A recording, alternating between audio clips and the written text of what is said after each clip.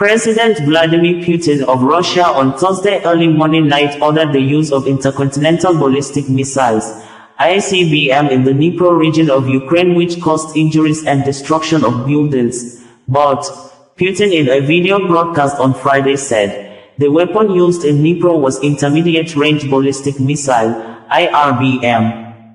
The missile targeted industrial and critical infrastructure, causing fires and injuring 2 people.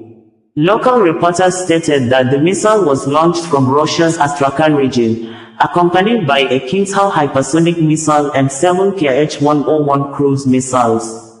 Ukrainian defenses intercepted 6 of the cruise missiles but did not confirm the ICBM or IRBM impact.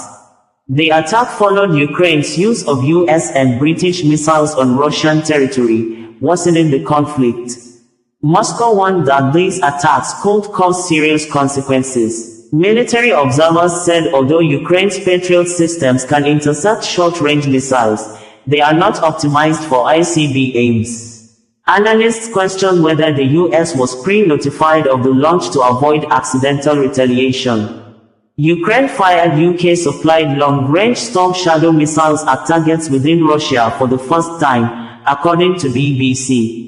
Earlier, Ukraine had said that Russia is staging a psychological Nigeria apex lawmaking body. The Senate, under the leadership of Godswill Akpabio, has approved the sum of $2.2 billion fresh loan application by President Bola Ahmed Tinubu, few days after the president said the former Nigeria president from 1999 to 2007, Olusegun Obasanjo, was not wise to have paid off Nigeria $15 billion debt he inherited.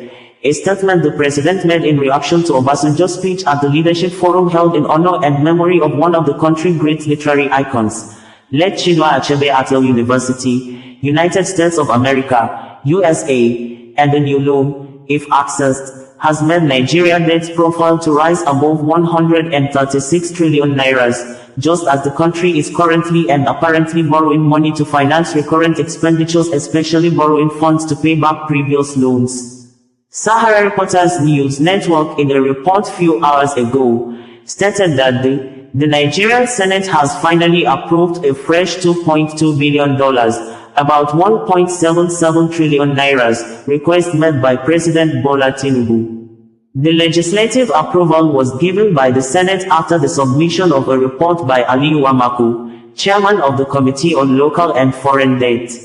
The sum, equivalent to 1.7 trillion naira using the exchange rate of 800 naira to a dollar, will be used to finance the 9.1 trillion naira. International Criminal Court, ICC, has ordered the arrest of Israel Prime Minister Benjamin Netanyahu and the country's former Secretary of Defense, Yoav Gallant, alongside Hamas military leader Diab Ibrahim al-Masri, also known as Mohammed Deif, whose current living status is unknown.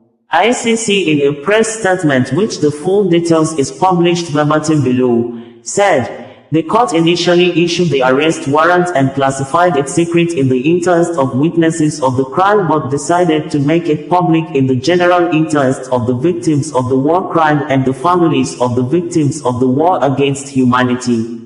Al-Masri, also known as Mohammed Deif, was the mastermind behind the 7th of October attacks, according to security operatives. It is unclear if he is still alive, following an airstrike that Israel claimed killed him earlier this year. The court originally said it was seeking arrest warrants for the 3 men in May for the alleged crimes, and today announced that it had rejected challenges by Israel and issued warrants of arrest. ICC said it found reasonable grounds to believe that Netanyahu and Gallant bear criminal responsibility for alleged crimes. These, the court said, include the war crime of starvation as a method of warfare and the crimes against humanity of murder. Olusegun Obasanjo, bringing you the news in a more digital way.